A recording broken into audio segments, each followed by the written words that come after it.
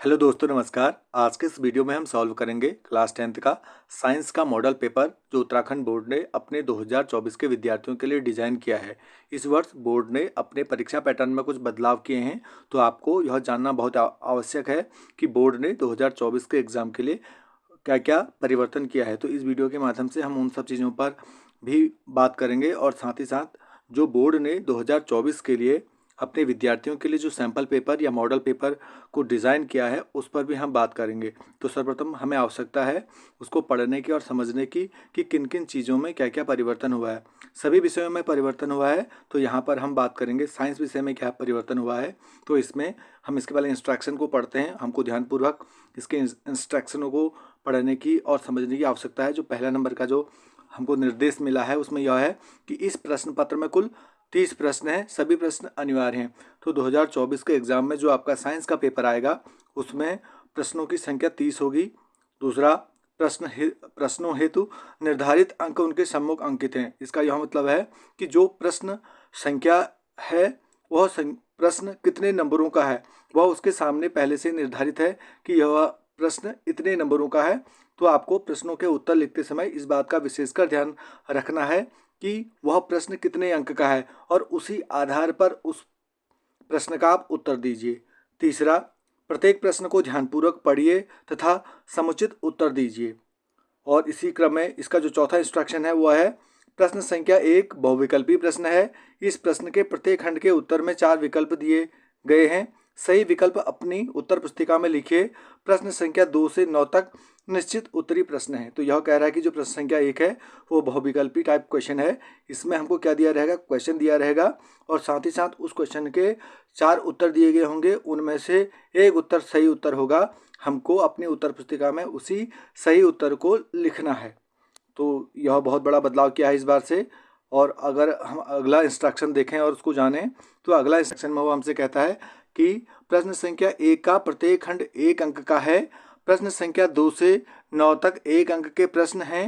प्रश्न संख्या 10 से 15 तक 2 अंक के प्रश्न हैं।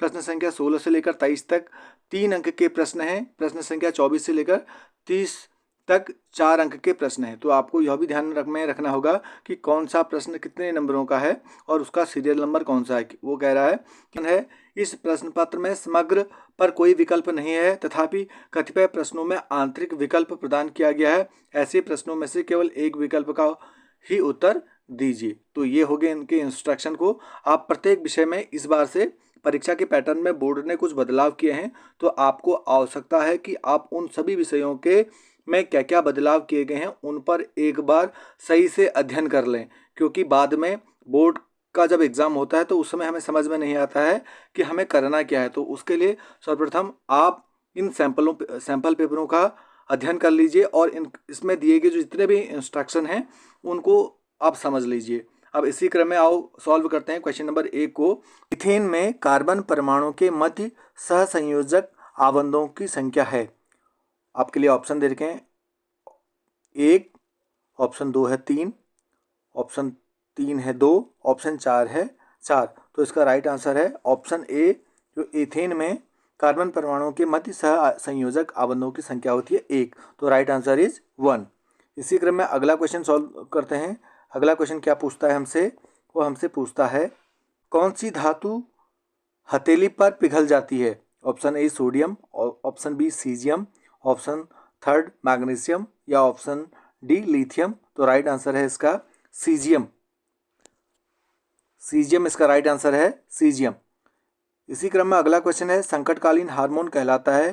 तो इसका राइट आंसर है जो एड्रेनलिन है, ये संकटकालीन हार्मोन कहलाता है। भोजन का पूर्ण पाचन व अवशोषण कहाँ होता है।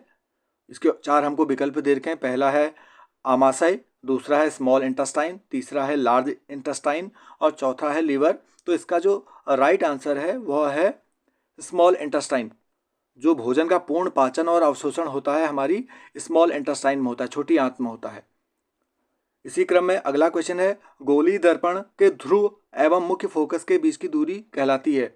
नंबर 1 वक्रता केंद्र, ऑप्शन सेकंड वक्रता त्रिज्या, ऑप्शन थर्ड फोकस दूरी या ऑप्शन 4 मुख्य अक्ष। तो इसका जो राइट आंसर है वो है फोकस दूरी। Option third is the right answer, focus दूरी। इसी क्रम में अगली है इसी क्रम में अगला क्वेश्चन है,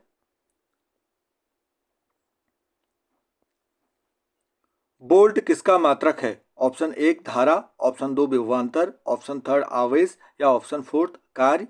तो जो बोल्ट है वो ऑप्शन सेकंड विभवांतर का मात्रक है। इसी क्रम में अगला क्वेश्चन है,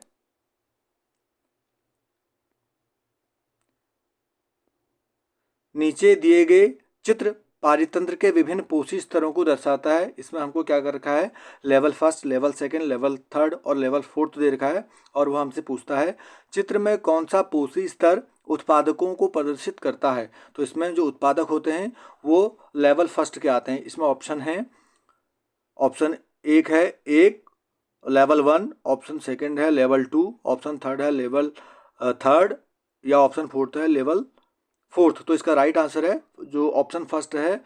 जो पारितंत्र में जो उत्पादक होते हैं वो लेवल फर्स्ट के आते हैं।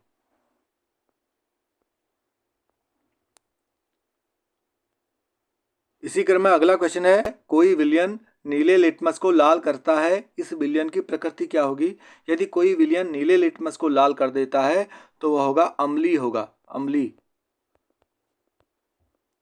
और जिनका पीएच मान जो होगा वो 7 से कम होगा।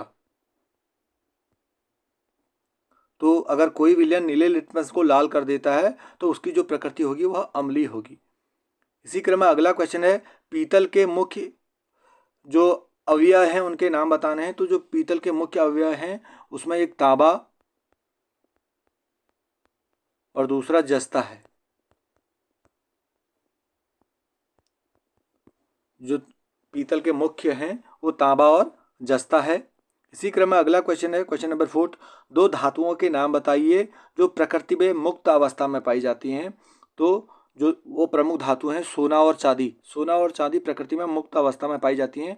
सोना, पहला ऑप्शन सोना है और दूसरा चांदी।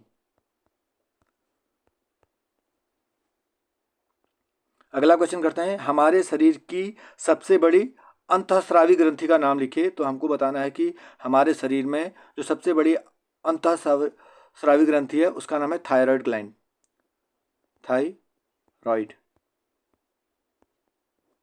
थायराइड ग्रंथि होती है जो सबसे बड़ी क्या होती है, ग्रंथि होती है। इसी क्रम में अगला क्वेश्चन है, उस दर्पण का नाम बताइए जो बिंब का सीधा तथा आवर्धित प्रतिबिंब बना सके। तो इसका जो राइट आंसर है वह है अवतल दर्पण, अवतल दर्पण। अगला क्वेश्चन है, क्वेश्चन नंबर 7 जो है वो कुछ इस प्रकार से है। वो कहता है कि एक इलेक्ट्रॉन पर कितना आवेश होता है। एक इलेक्ट्रॉन पर कितना आवेश होता है? तो एक इलेक्ट्रॉन पर जो आवेश होता है ऋण 1.6 इंटू 10⁻⁻19 कूलम्ब होती है। तो एक इलेक्ट्रॉन पर जो आवेश होता है वो इतना होता है -1.6 इंटू 10⁻⁻19 होती है। अगला क्वेश्चन है, विद्युत धारा की माप किस यंत्र द्वारा की जाती है? अगला जो क्वेश्चन है वह है विद्युत धारा की माप किस यंत्र के द्वारा की जाती है? तो इसका आंसर है अमीटर।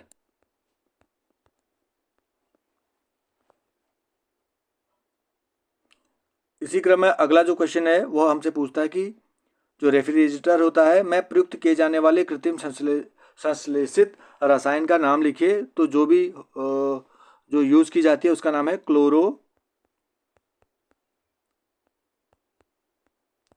फ्लोरोकार्बन, क्लोरोफ्लोरोकार्बन होती है। अगला क्वेश्चन है, अगला क्वेश्चन हमसे पूछता है कि निम्नलिखित की इलेक्ट्रॉन बिंदु संरचना क्या होगी? यानी कि H2S सूत्र वाला हाइड्रोजन सल्फाइड और दूसरा है N2 सूत्र वाला नाइट्रोजन अणु। अब हमको क्या करना है, इसकी इलेक्ट्रॉनिक बिंदु संरचना निकालनी है। तो इसके लिए हम करेंगे,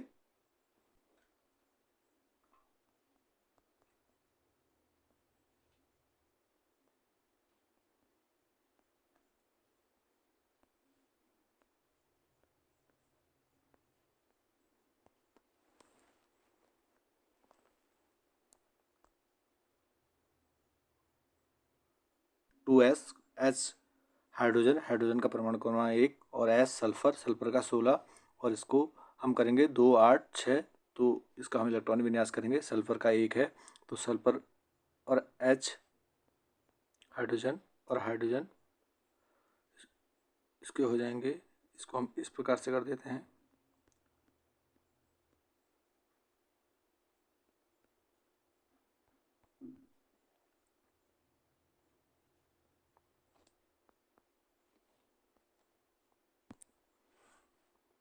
तो यह इसका इलेक्ट्रॉन विन्यास संरचना हो गई।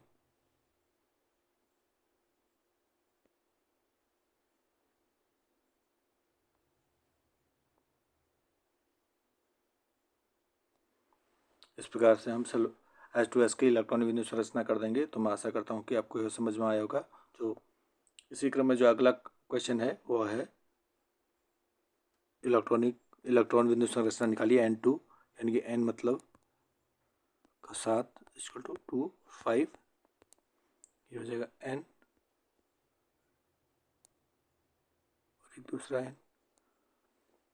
तो हम क्या करेंगे 5 1 2 3 1 2 1 2 3 1 2।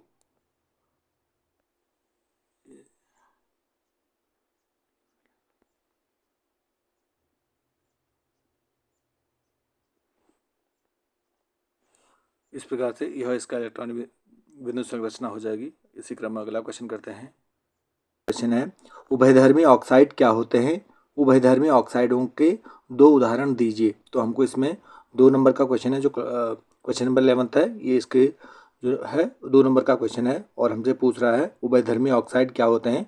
उभयधर्मी ऑक्साइडों के 2 उदाहरण दीजिए। जो उभयधर्मी ऑक्साइड होते हैं वे ऑक्साइड जो क्षारों के साथ अम्लीय तथा अम्लों के साथ क्षारीय व्यवहार करते हैं उभयधर्मी ऑक्साइड कहलाते हैं। एक बार दोबारा रिपीट करता हूँ। वे ऑक्साइड जो क्षारों के साथ अम्लीय और अम्लों के साथ क्षारीय व्यवहार करते हैं उभयधर्मी ऑक्साइड कहलाते हैं। इसमें इसके जो 2 उदाहरण हैं, एक उदाहरण इसमें है Al2O3 और दूसरा है As2O3। ये उसके उदाहरण हैं उभयधर्मी ऑक्साइड के। अगला क्वेश्चन है क्वेश्चन नंबर 12 और क्वेश्चन नंबर 12 हमसे कहता है भर्जन तथा उदाहरण सहित अंतर कीजिए या लिखिए। तो है भर्जन किसे कहते हैं, पहले हम बात करेंगे। भर्जन जो होता है सांद्रिक अयस्क को अकेले या अन्य पदार्थों के साथ मिलाकर गलनांक के नीचे वायु की उपस्थिति में गर्म करने की क्रिया को भर्जन कहते हैं। जो भर्जन होता है सांद्रिक अयस्क को अकेले या अन्य पदार्थों के साथ मिलाकर गलनांक के नीचे वायु की उपस्थिति में गर्म करने की क्रिया को भर्जन कहते हैं। और भर्जन करने पर अयस्क में उपस्थित सल्फर तथा आर्सेनिक की अशुद्धियां वाष्पशील ऑक्साइडों में परिवर्तित होकर वायु के साथ बाहर निकल जाती है। और दूसरा है निस्तापन। निस्तापन क्या है? निस्तापन सांद्रित अयस्क को वायु की अनुपस्थिति में उसके गलनांक के नीचे उच्च ताप पर गर्म करके उसमें उपस्थित नमी CO2, SO2 तथा अन्य वाष्पशील कार्बनिक अपद्रव्य को निष्कासित करने की क्रिया को निस्तापन कहते हैं। तो आपको समझ में आ गया होगा भर्जन और निस्तापन क्या है। इसी क्रम में अगला क्वेश्चन है क्वेश्चन नंबर 13 जो है स्वपोषी तथा विषमपोषी में क्या अंतर है, प्रत्येक का उदाहरण दीजिए। पहला पूछ रहा है हमसे स्वपोषी क्या है और दूसरा पूछ रहा है विषमपोषी क्या है। स्वपोषी का मतलब होता है कि वे जो अपना भोजन स्वयं बनाते हैं, वे जो अपना भोजन स्वयं बनाते हैं वो कहलाएंगे स्वपोषी। और विषमपोषी का मतलब हुआ कि वे जो अपना भोजन स्वयं नहीं बनाते हैं बल्कि वह दूसरों पर निर्भर रहते हैं, उनको विषमपोषी कहते हैं। स्वपोषी में उत्पादक आते हैं जिसमें पेड़ पौधे आदि हैं, ये अपना भोजन वायु सूर्य की उपस्थिति में अपना भोजन स्वयं बनाते हैं। और दूसरा विषमपोषी है। विषमपोषी है कि जो अपना भोजन के लिए दूसरों पर निर्भर रहते हैं, अपना भोजन स्वयं नहीं बनाते हैं, वो विषमपोषी कहलाए।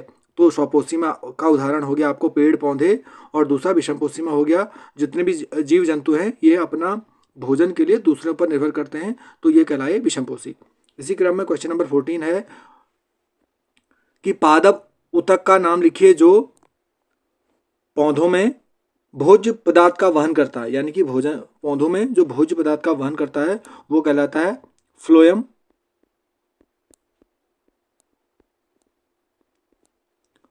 और दूसरा पौधों में जल व खनिज लवणों का वहन करता है, वो कहलाता है जाइलम। जाइलम और फ्लोएम, यानी कि क्वेश्चन नंबर 14 का आंसर है कि वो हमसे क्वेश्चन पूछ रहा है कि पौधों में भोज्य पदार्थों का वहन करता है, तो फ्लोएम, फ्लोएम को आप समझ लो कि फूड लेके जाता है, और जाइलम ये जल लेके जाता है। अब इस तरीके से इसको समझ सकते हैं, तो जाइलम और फ्लोएम। इसी क्रम में अगला क्वेश्चन है,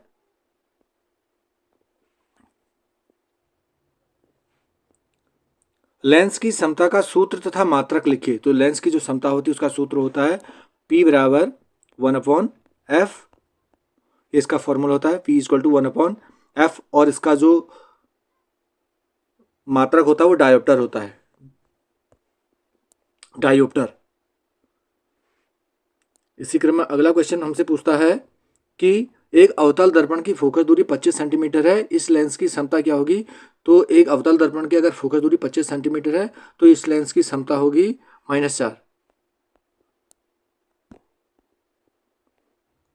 तो मैं आशा करता हूं कि आपको यह वीडियो समझ में आया होगा। यदि आप और अन्य विषयों के भी सैंपल पेपर को सॉल्व चाहते हैं तो चैनल को लाइक कीजिए, सब्सक्राइब कीजिए और घंटी के आइकन को दबा दीजिए ताकि आपको आने वाली वीडियो की नोटिफिकेशन मिलती रहे।